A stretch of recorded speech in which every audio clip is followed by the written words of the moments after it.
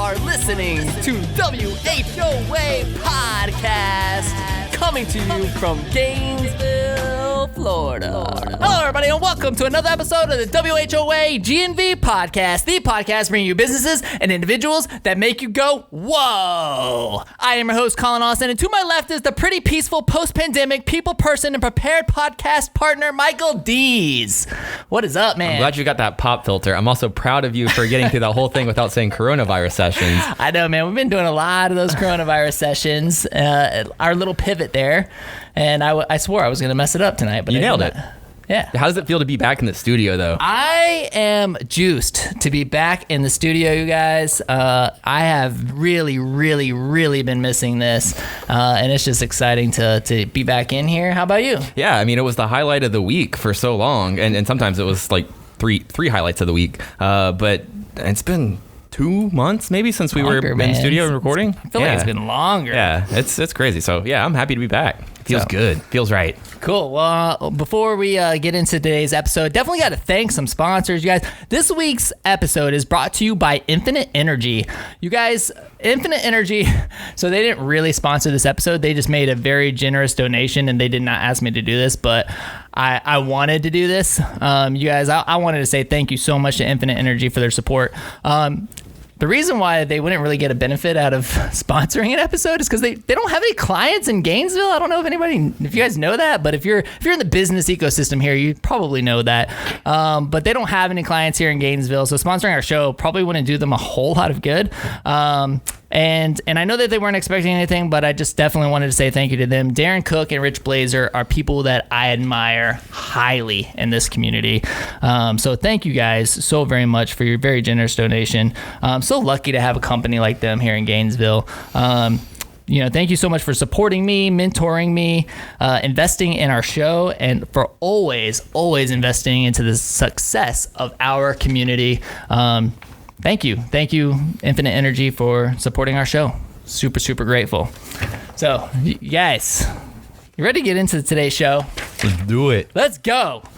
Today on the show, we have Brad and Jordan of ufmove, guys. What is up, y'all? What's going on, man? We're stoked to be here, dude. Yeah? You ready to do this? 100%, man. I'm a podcast dude, man. This is cool. Mike said we haven't done this in a few months. I don't know if I'm a little rusty. I don't know, got to get ready to go. I think you're doing great, but Colin. I'm excited that you guys are our first guest back.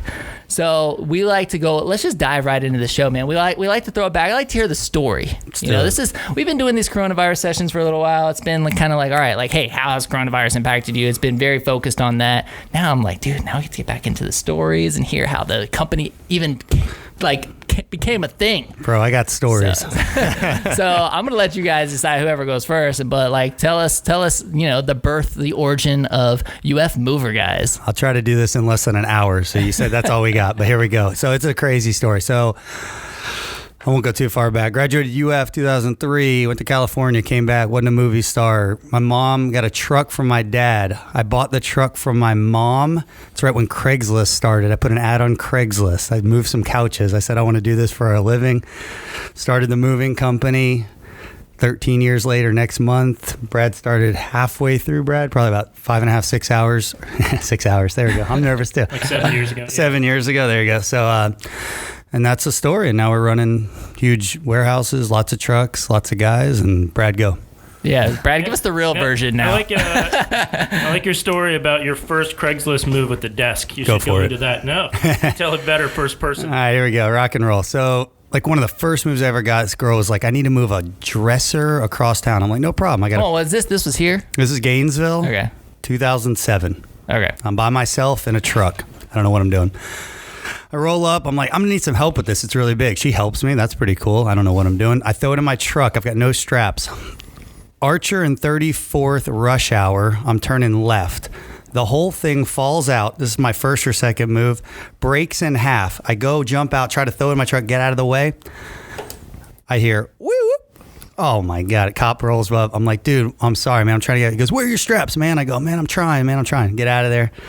And that's the first move. And she still paid him. She still paid. There you go. She still paid. I should. Man, I just made $50. So it's that was the beginning of the end. It's that was cool. But it worked out. I guess looking back, most people would have been like, I'm not doing this anymore. But luckily, I guess I wasn't smart enough to figure it out. So I kept rolling with it. So it's been good. You're already the first person I've ever met that like moved and were like, I could do this for a living. 'Cause I've never heard anybody that enjoyed moving that much. No, I definitely do not. But it's a natural hazard that everybody has to do sometimes. So we're happy to help. Yeah, and I guess when I came in, Jordan purchased Gainesville moving from our friend Robert Roundtree in town. That was about the time that I came on, and Robert was really good at SEO and had tons of phone calls coming in, and it was when he really knew he needed like a partner to come in and expand. And I was working as a school administrator at the time at Kanapaha.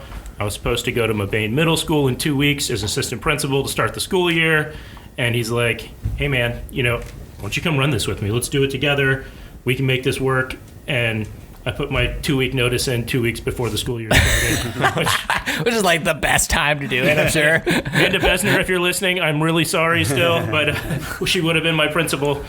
But no, it's worked out great. We have a great time at work. And so, with this police officer that pulled you over, so did you get a ticket? I got nothing. I think he knew that I was way over my head. He said, get some straps, man. So I went and got straps, but but no ticket. For whatever reason, it makes me think of the time, like, remember that Ford Ranger at the dealership? We used to have this Ford Ranger at the dealership. Small truck, right? But it was beat up. It was somebody's farm truck. I bought it for like $1,200. I was like, oh great, this is awesome. If they total it, like, no harm, no foul. It was only $1,200. It only had like 90,000 miles on it. Like this thing is, and it had dents all in it. I'm like, it's great. But the problem was every time we went out to pick up scooters with that truck, somebody thought we were out stealing scooters. So we got the police called on us like all the time, and everybody was like, for being like one of the top dealerships in the country, we should have a truck that like looks like that. I was like, okay, but anyway. To be fair, we've still gotten pulled over in a marked vehicle in uniform for people thinking that we're stealing scooters. So I don't know that he'll ever get away from that. But. Yeah, at least it's a lot less than it used to be. Right. That Ford Ranger. So all right, so you put your 2 weeks notice in 2 weeks before school starts. Yeah. and you dive in it. So what year was that? 2013.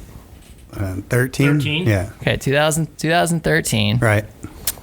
You can tell that story, Brett. You can tell I used to run the whole thing in my underwear in my living room, and he'd come over before he had offices. It was pretty nuts. I made him put pants on. I was going to ask. But no, we ran it all off his... Was there a pandemic going on during that time? There was none. No, it rang so much. It was all off a cell phone at the time, and he wasn't super organized. So I came in and gave it structure because I'd been, Is that what you were missing then? Was like you felt like the structure? Absolutely. I was a chicken with my head cut off. I was running around crazy. I could answer enough phone calls to go nuts, but then people were coming everywhere. I couldn't handle it. It was Notes just written in, jotted down all over appointment books. So I put them on Google Calendar, and we kind of converted it all into a system and added some structure to it, and then it just blew up after that. So. You can learn everything about me in the fact that it was a calendar that I wrote in, but it wasn't even the correct year. That's how I roll, dude. Just because you got it on sale at Target? No, because I don't know. I really liked it. I found it. I was like, whatever. I'll add a day, take away a day. What does it matter? Like June of 2013. It usually matters when it like lines up with the day of the week. That's a good point, but that was my first thoughts when I came in and tried to organize. The week still has 7 days in it. Exactly, yeah. There's almost a month or more than a month. I can take away, add a day, and rock and roll. I wasn't really concerned about days of the week. We were so busy. Every day was nuts. So then you look back at what we thought was nuts back then, and it's our slowest day of the whole month now. Sure. So it's all perspective. So back it up a little bit more. How did you guys meet? And then when you needed help, what made Brad the right guy? So we had a lot of mutual friends in college randomly. Brad's from Tampa. I'm from here.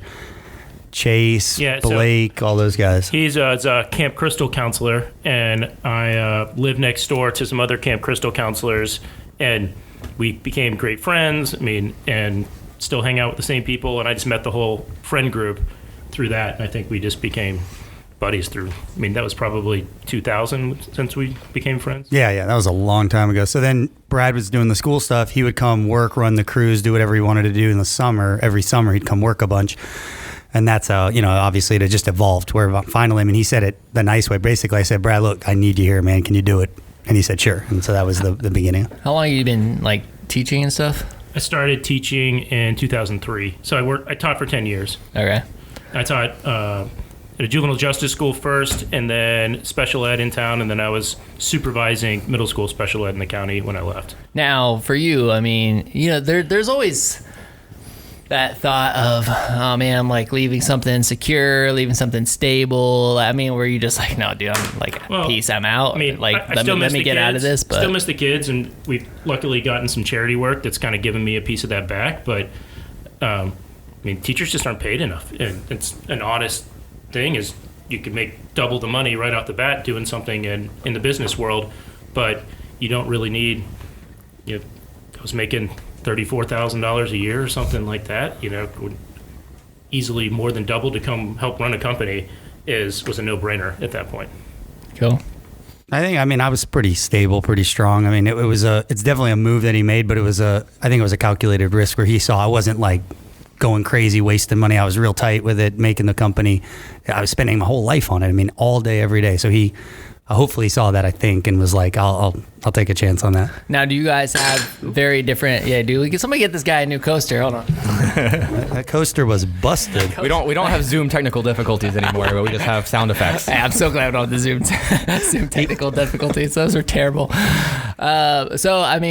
Do you have very opposite strengths, or was this like, hey, like you're my buddy, come in here, like let's do this together, or did you guys like? He told you he knows how to work a calendar. That is definitely very important. No, absolutely. I'm kind of more in the overall stuff of the business strategy, the marketing, that kind of stuff, and Brad runs the crews and management and those type of skills that he's had running schools forever and just being, I think, a certain person it takes to really connect with all different kinds of people. So he's got, dealing with customers, dealing with the guys, he's dealing with all different, folks, people. And I can't, honestly, I have my strengths and I have my weaknesses and I know them. And so he's really good at that. So it's nice to have Brad to do that. Yeah. Jordan's better at the finance stuff. He's got an overall marketing strategy that's in his head that's really, really worked well for us.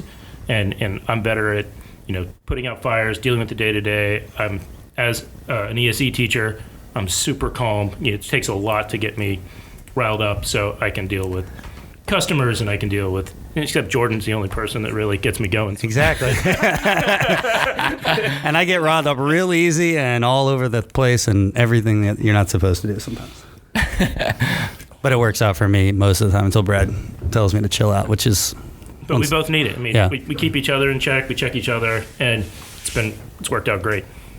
No, that's good. How long did it take you to get to a point where is that just his influence in terms of like approaching things a little bit more calmer now and 100%. Just growth? Growth. Because I'm like, look, I'm hearing you saying these things and I'm thinking back to my days of throwing batteries across the service department.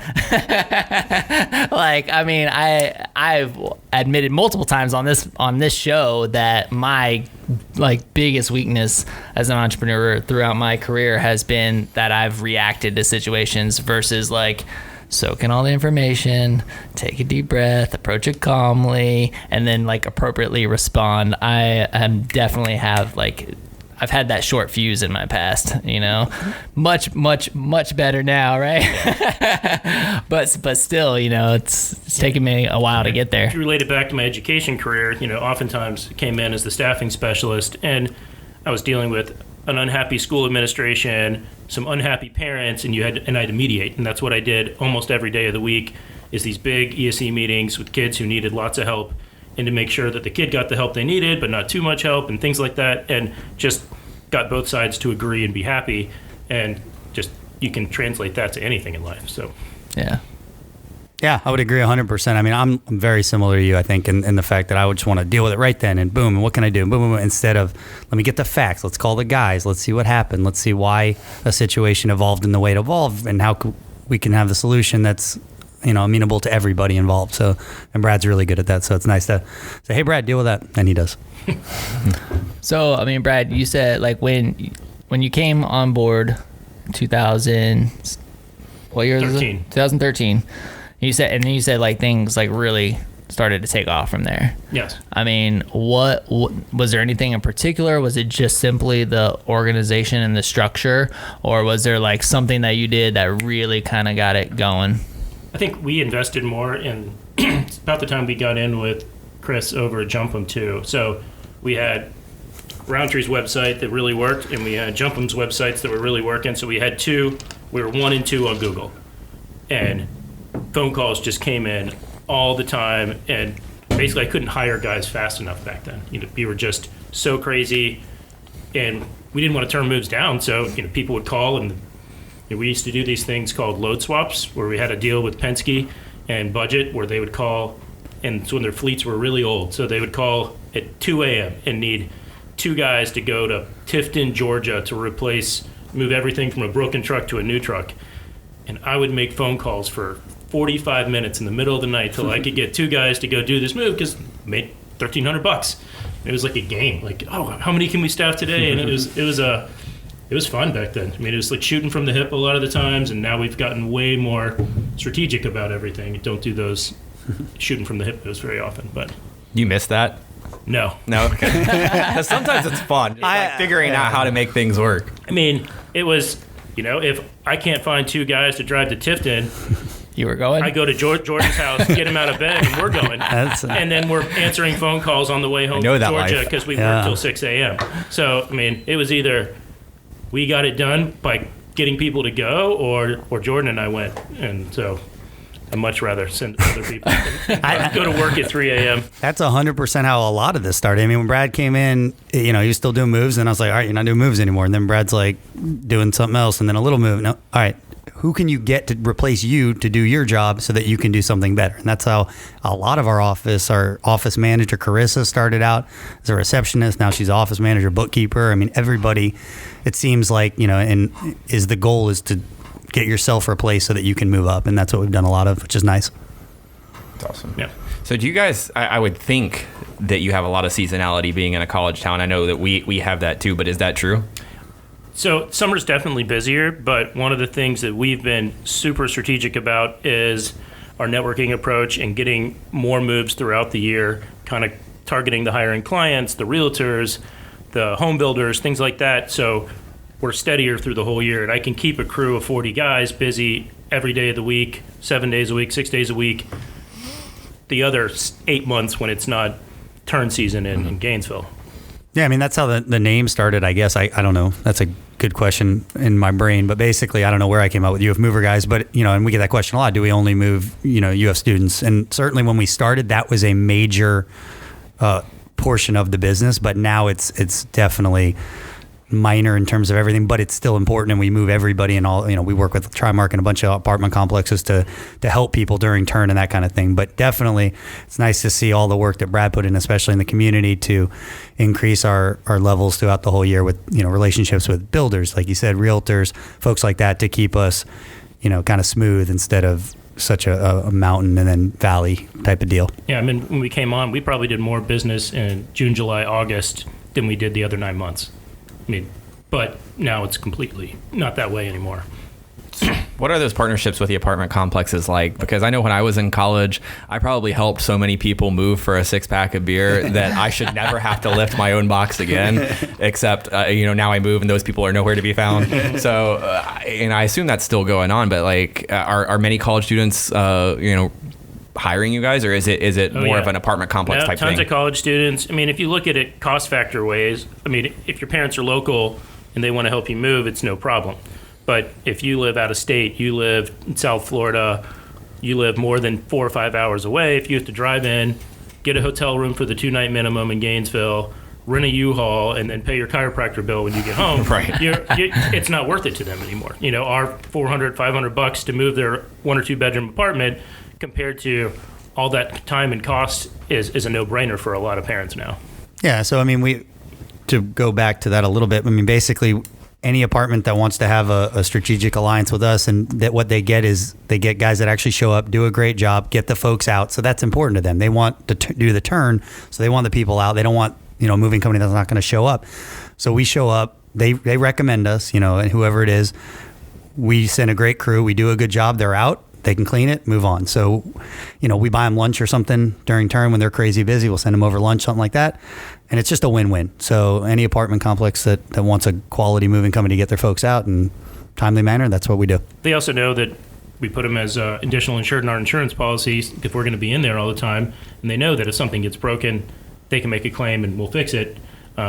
Most of the other, tons of tiny companies, spot up during turn with, they rent a trailer, they rent a U-Haul for the week, and they advertise on Facebook and all those other places.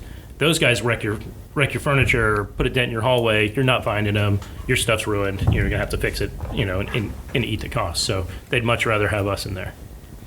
Are a lot of your team members students?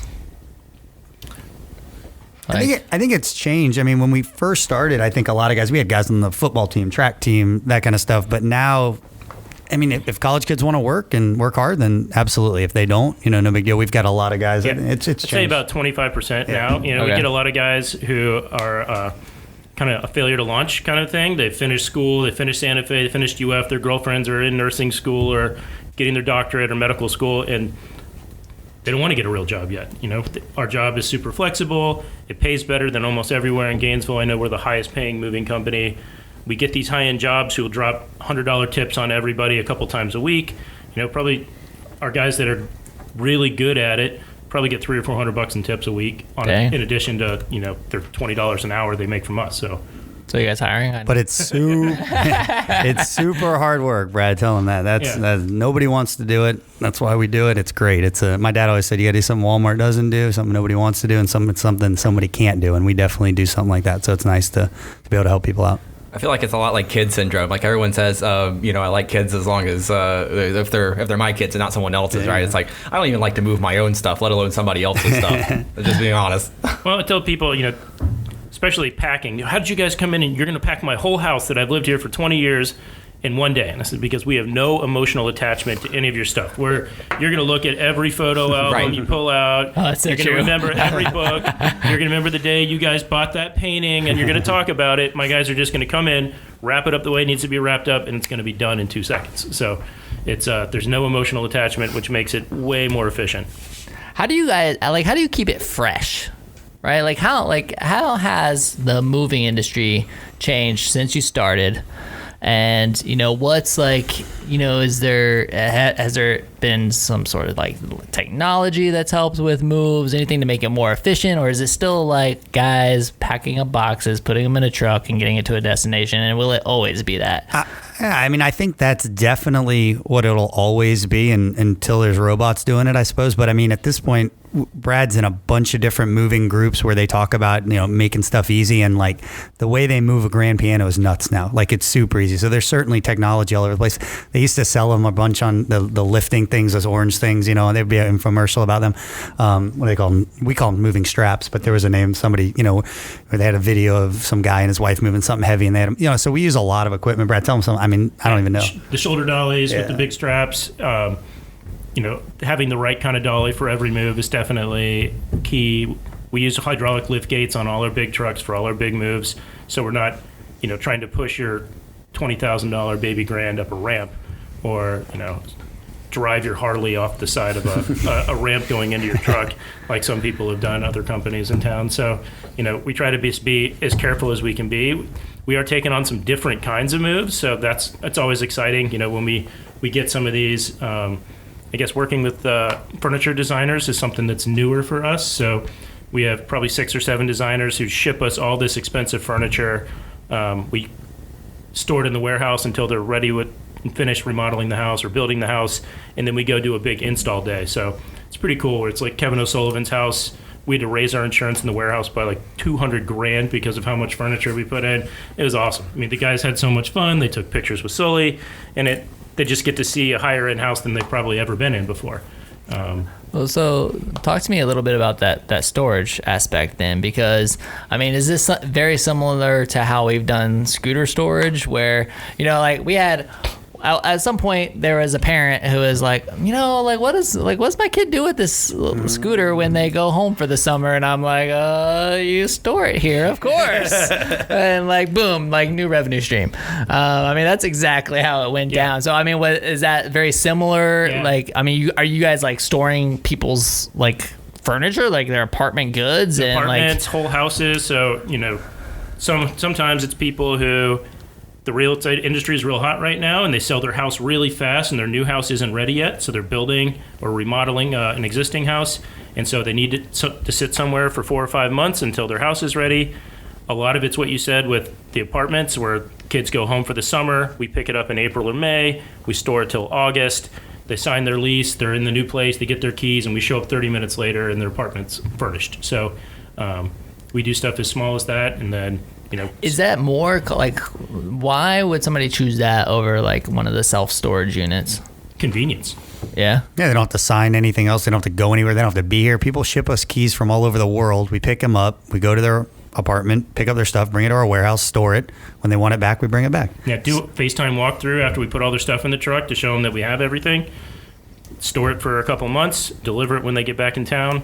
Especially now with the pandemic, we had that even more because people couldn't come back into Florida to get their stuff. So, so tell me a little bit about that. Like, yeah. We probably did more dorms this summer than we've ever done. Just because, dorm rooms, the heaviest thing they're going to have is a mini fridge usually. So is that solely because UF was like, hey, everybody go home, and then everybody went home, and then they were like, don't come back. And then they couldn't, tons of New York and Michigan parents who couldn't come back and get their kids' stuff. So we picked it up, FaceTime packed with the kids and the parents, brought it to the warehouse, and we'll deliver it when they get back in the fall.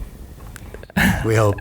The answer is we do whatever anybody needs. So it's nice to be able to help, and that's a good service that we had in this craziness. That's what I call it. I don't like to call it the other word, but it's just I hate that. But I like the craziness. But it's getting better. I think Gainesville I think did a good job so far, and I feel like we're getting better. I hope, and I'm watching everything, and hopefully we'll be just like you want, everybody coming back, and everything as normal as we can get as soon as we can get it. So. I have to think that some of these dorms, I know what dorms look like. If the college kids just like dropped everything and left for a couple weeks and then did not return. Oh yeah, it was like a 3-hour pass. They were not neat. Were any hazmat suits required? They would not have gotten their allowance if they were at home. Dorms, but we did a frat house pack that recently where they couldn't come back. That was worse. That was pretty gnarly. It's how they left it. Oh man. Imagining worst case scenario. Yeah. You've seen the show Hoarders. None of this was that bad, but we've been there before. We try not to do that. We don't. That's not. We try to price ourselves out of the hoarder moves if we go do that estimate. That's just not something we want to do most of the time. Well, we would be stupid for not touching on the craziness, as you like to call it, versus pandemic. Correct. It is still forefront. Like, this is going to release in beginning of June. So, right. Were you guys affected at all? Like, was everything smooth? Was business? It sounds like there were opportunities. Like, business might have been a little bit busier in certain places. We haven't gone back and checked it. Not that I specifically want to, but we've been busy. We've been busy. Brad brought in some really cool stuff that he's done with the school board. So we're doing a lot of big stuff right now, and to see Brad kind of handle it, because I kind of watched and he really attacked it of how we dealt with it in our office and with our guys and safety and all that. I'll let him talk about it. It's pretty cool. So yeah, we got masks for everyone to make sure that both the guys and the customers are comfortable when we go in, especially we're going places like the Village in Gainesville, and we do after hours moves if we're moving someone in and out of a retirement complex, so make sure that they can put the residents to bed and there's no one in the hallways, so we're not really risking exposure from them, but we're also not going to expose anybody of anything while we're in the facility.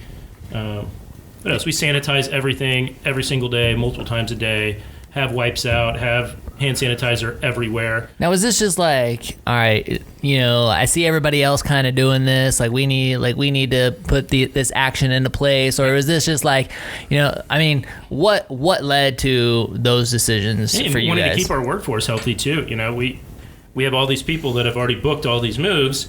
if people get sick and I have to quarantine people and people can't come into work, we have to cancel on people. And, if you have a closing date and then your moving company cancels, but other people can't pick it up, you're kind of up the creek. And so we didn't want to leave anybody stranded. I mean, we read everything you read. I mean, I was real into, we got emails every day from all different types of folks and, took what we needed to. And we just did everything by the book. My sister actually works for the NIH in D.C., so she's real sharp on that kind of stuff. And, everything I do is critiqued by her and my little sister, but it's gone. I mean, she's I haven't seen her or my mom in a while. They're very into quarantining. So, and we are too, but we're considered an essential business. We wanted to help people if we needed to. We wanted to protect ourselves and everybody else in the community.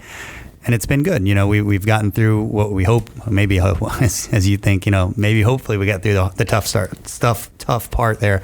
But as long as, it gets better, that's all that we care about right now. So the any hesitancy from team members to be like working and going into anybody's home or into a business, or like, did you have anybody that was like that? Cause I mean, the reason I'm asking is cause I kind of felt it around here, like in our business. And I was, I've really tried to navigate it the best that I can. And we told our team members like, hey guys, like if you feel sick in the slightest, like let us know. We want you to stay home. Yeah. And then it's almost like, I stubbed my toe. I coughed a little today. Like I need. What do you guys think? Like you should have come in, and it's like, and so like I don't know if there's a little bit of paranoia out there, and I got to think that there's a little that other businesses are dealing with the same thing. But given the fact that you guys have stayed open through this, like have you seen any of that from your team members? What were the discussions like? Yeah, 100%. So if people don't want to work and don't feel comfortable, then no problem. We have a lot of guys that, everybody has. So luckily we've been good. We have our office manager has a young kid, so she comes to work safely when we're not there sometimes. I mean, we've been very open to anything and everything to make sure that we're the best we can be going way forward, not just right now. So lots and lots of protection. But yeah, if guys don't want to work, I think a couple of guys said to me, hey, I don't want to work for a while. And I said, no problem. So we're good. Yeah, our office manager had a scare at her preschool where they thought someone tested positive. So she stayed home. We just dropped paperwork off to her. She has a remote workstation at her house that we set up for her. So, I mean, we still got everything we needed done. We would just, she and I would talk 5 or 6 times a day to make sure we handled everything. But it was really weird. Stay home, stay safe. Let's make sure you're safe and we're safe and get everything taken care of. But we want you to still be able to work and support your family. Yeah. I mean, it's a business model that you're probably in the same thing. It's not worth doing something silly with all the stuff you've built. And it's the same with me. I always tell Brad all the time, let's protect ourselves. So this is one example of it, but it's the same way with insurance or number of guys on the job or how we do things or, not getting in over our head. We can do almost any move, but if we can't, we tell people we can't. So it's the same kind of thing. It's just protecting this business that we've created that I think is a good thing and want to keep going for a long time. Yeah.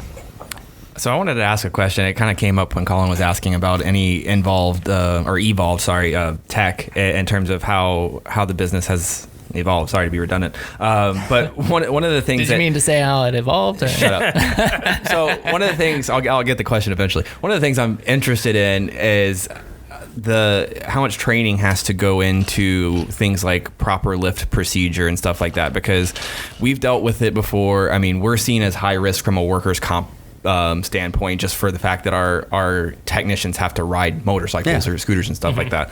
I could see it. You get heavy football players. Yeah, they can probably lift a box from point A to point B. But if it's anybody else coming in, do you have to specify training procedures for lifting and that kind of thing? Yeah, we have training days for all the new guys who come in. Make sure that they know how to use every kind of dolly. They practice wrapping different pieces of furniture, so we make sure the furniture stays safe.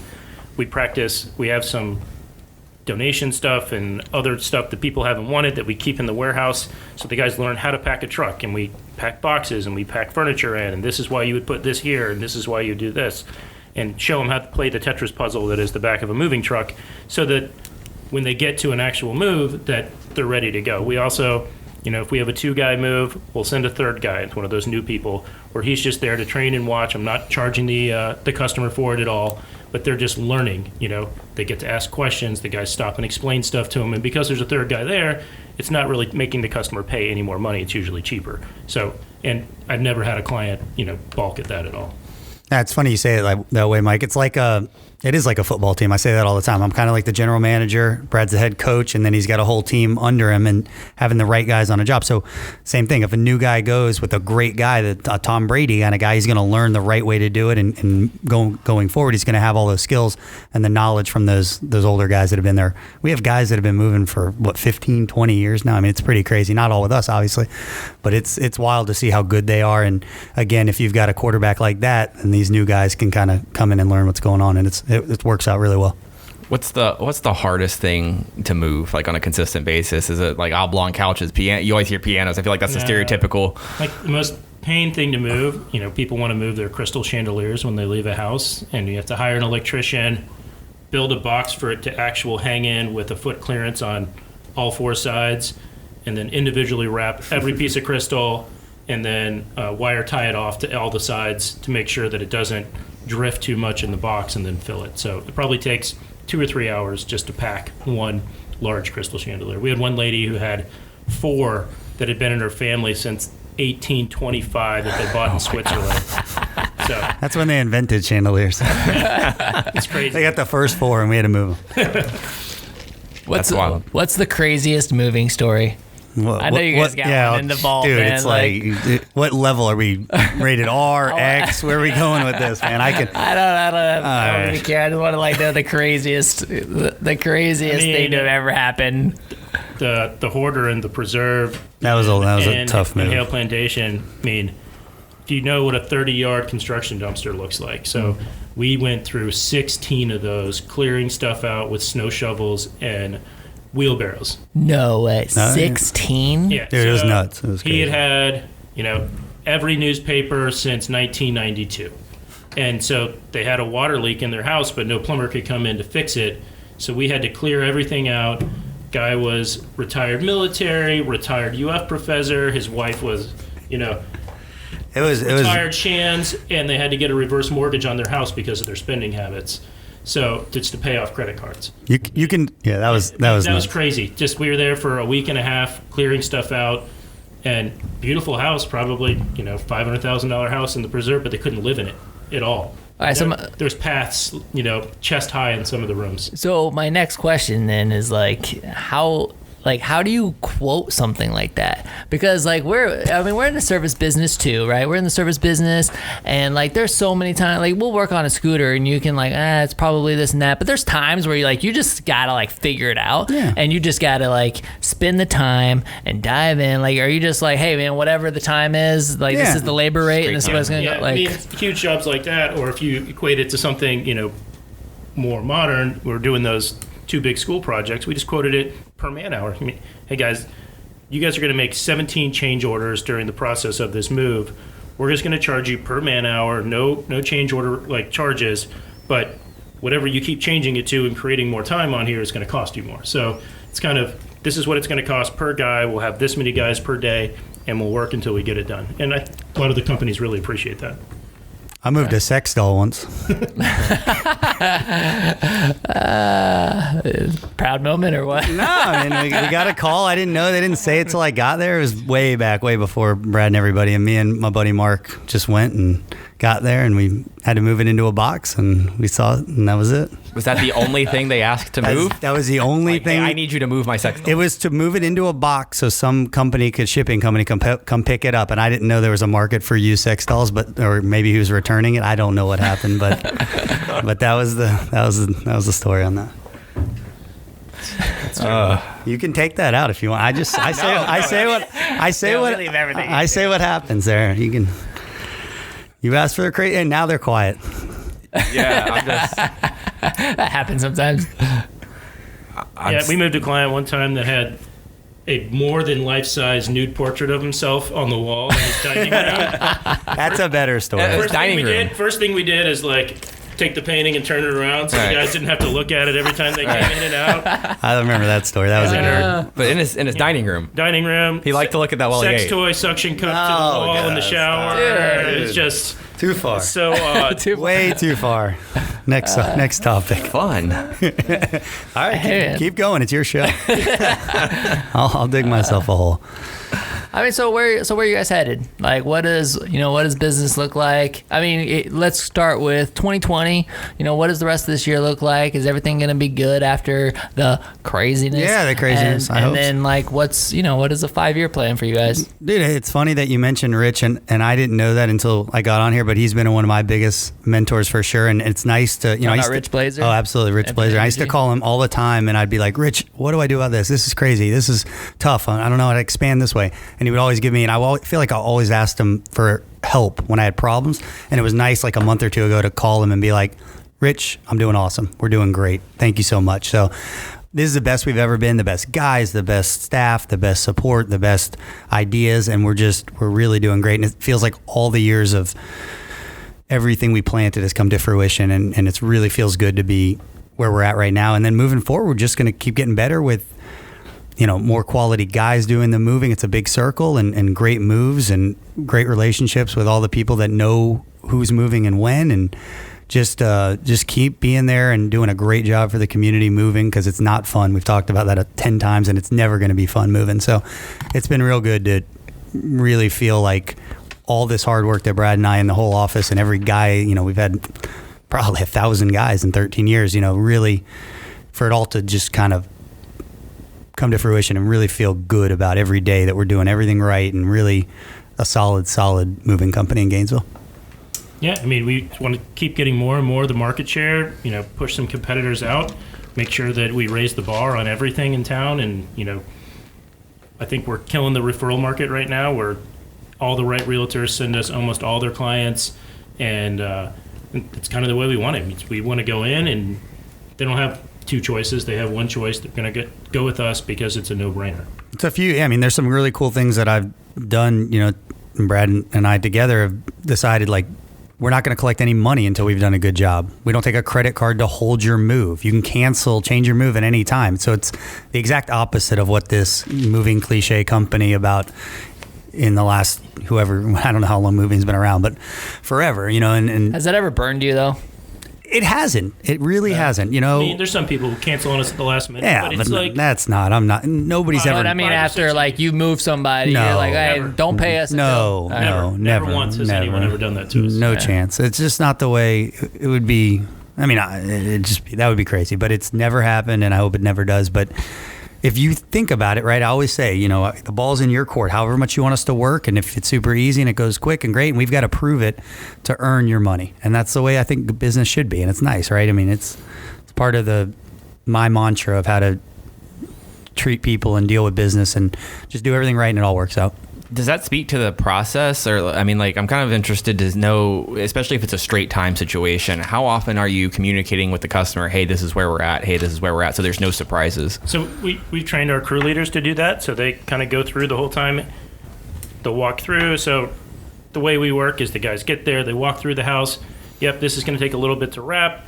Hopefully I'm dead on with my estimate usually, and they're, okay, that's exactly what Brad said. When Brad walked through, he said this. So it's been a little bit harder now that we've been doing virtual estimates, and I'm trying not to go into people's houses as much.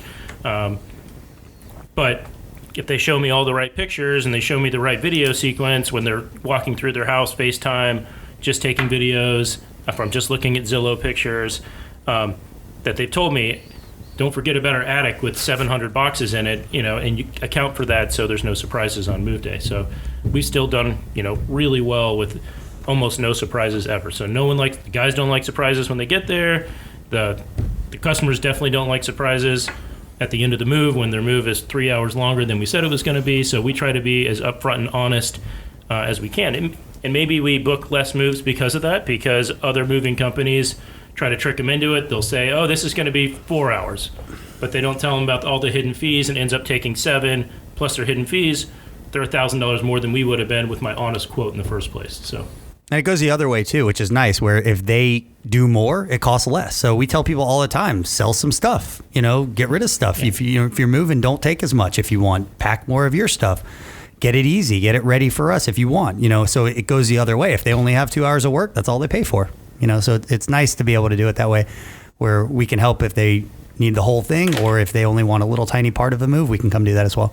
Yeah, packing's probably the place they can save the most money, and I'll book it all the time where I'll pencil them in the day before and say, you know what, if you get everything done that you say you're going to get done, then call and cancel this. There's no penalty. But if life happens and you don't get as much done, it's much better to have us come in, help you finish packing the day before, than to have the full crew in the truck at full freight while we're packing your china up. You know what I mean? So we kind of give them an option to save them money all the time. Any horror stories? No, I'm just not from a customer standpoint. I'll put it this way. If I owned a moving company, the chances of somebody's truck being completely totaled with all of their furniture in it are a high probability. It's just like Murphy's Law. Like, I'm like, looking at that, like, that's definitely happening to me. We had one truck on the way from a pickup to a drop-off that caught on fire, but luckily the fire department put it out before it got to the box. Okay. But that was the closest we've gotten to any total loss like that? Type of stuff like that. That's good. I've driven by a Penske truck that was like in half in the back, like somebody rented it, driving, totaled it. I mean, that was tons of the load swaps. That was nuts. People hit low tree branches going 80, and it just peels the top like a can. Oh man! Or hit a low overpass and just peel the top off their truck, and their stuff is totaled everywhere. Yeah. So, and then we go to try to swap it out, and we're like, I'm not sure what you want me to put. They just pile all this junk in their new truck, and sorry.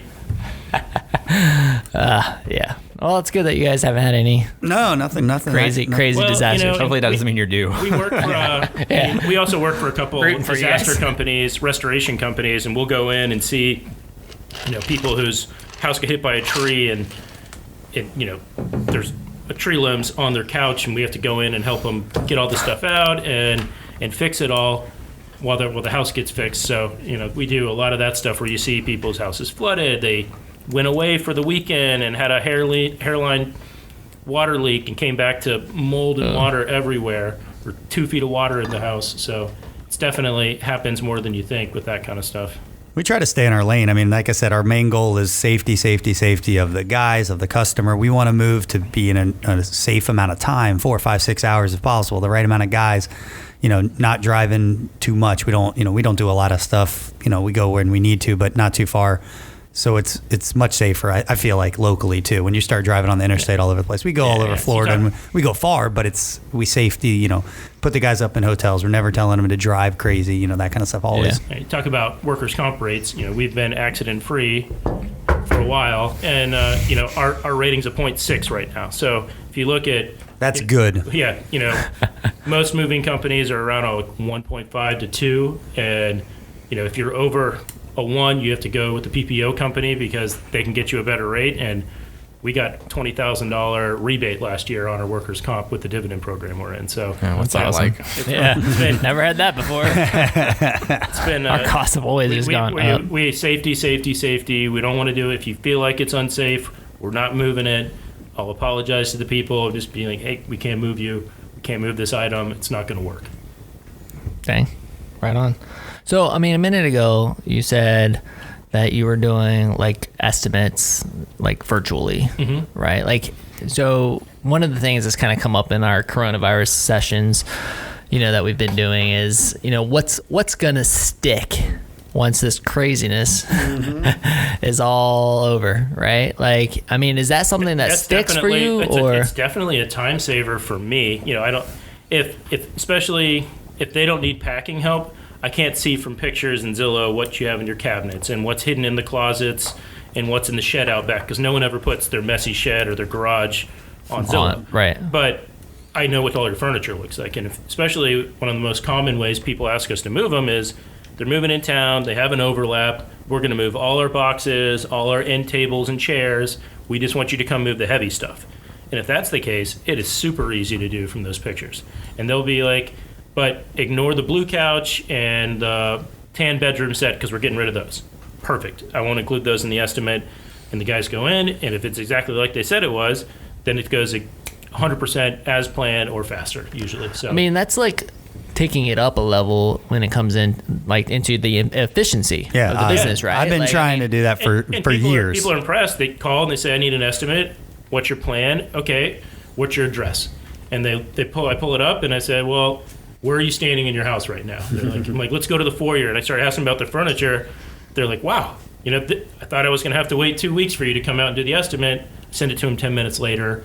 And which is awesome. Yeah. So, I mean, do you think while the iron's hot, for sure. Yeah, I mean, this is, a lot of people right now, they're like, oh, like they completely understand. They're like, we're in the middle of a pandemic. Right. Blah, blah, blah. Like, I mean, but 2 months from now, 6 months from now, whenever things kind of like really get back to normal, like, are you going back to the houses again? Or do you think that's going to stick? I still go to some houses if they need, a lot of older people don't understand how that works and they want you to come out because they're old school, and I'm fine with that. So we kind of adapt to whatever. Been very few though. He hasn't gone to too many. I don't think. I mean, and it's honestly, I like it better this way. Brad will tell you he likes being at their house when he can for the camaraderie from the people like him. So it's good. You know, get that personal interaction and bonding that I think helps us book more moves. But I've been asking for virtual estimates for him to do it for a long time, and he was always like, "No, look it, it's great to go meet the." It is 100%. I definitely don't book the same percentage. If I go out to the house, I'm about 90%. Right. So that's gone down. Yes. Tiny because bit. then it's numbers to numbers, and there's no relationship. So if they see why I'm better, and I can interact with them, then I'm a higher booking percentage. See, that's the stuff that's super interesting to me. But if it's Ask they're more just questions. looking at a number to a number, Right. then they're going to go with the lower price, even though they have no idea that this other guy looks like a scumbag, or because you can't tell.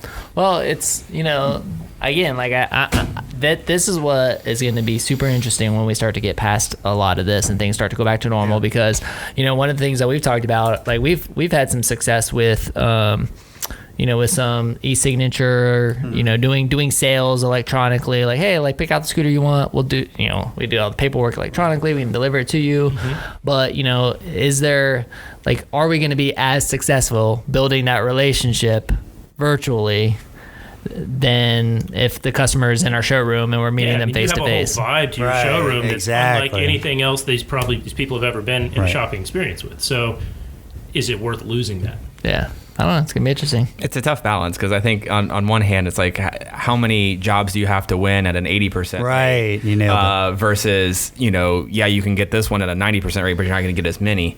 That importance of building the relationship is good from us in a sales perspective, because we know they're buying from us, but we're also servicing it. And we've said a lot of times, like, one of the problems, the pain points is servicing people's scooters that didn't purchase from us is they don't have that relationship with us. So they're not going to give us the benefit of the doubt if something goes wrong. They don't know how honest we try to run our company, right?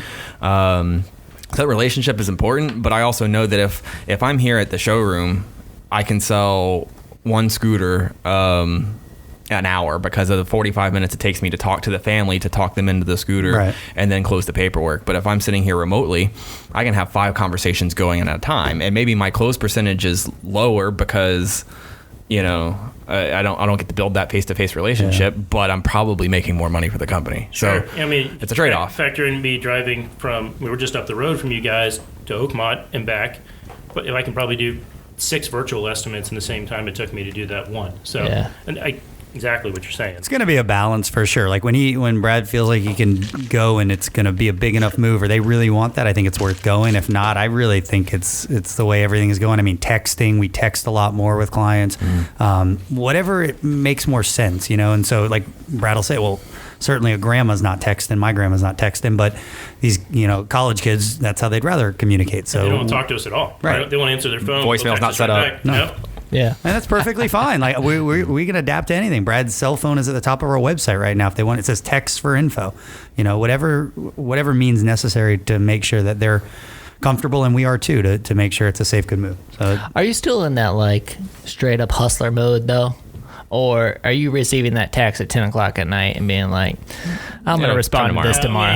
I don't get texts after 8 usually, unless it's my mom, Jordan, my wife, something like that. So we're but It's usually pretty safe. Yeah, I mean, we still do load swaps every once in a while, so Brad will still get those. I mean, we're definitely not hustling as much as I was back in the day when at 6 a.m. I'd wake up and go do a load swap, you know. So, Yeah. but we're still. I mean, if I'm up and somebody messages in and I'm, You're answering. I'll answer. Why not? Yeah. I mean, it's not like, but I'm not. We have a really good get back to them policy too. We have an answering service for the few hours we're not in there, and it's worked out really well. It's good.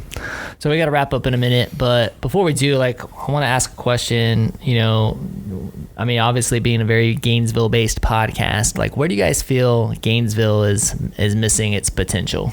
Like, what can we do better as a community to really build up our small businesses?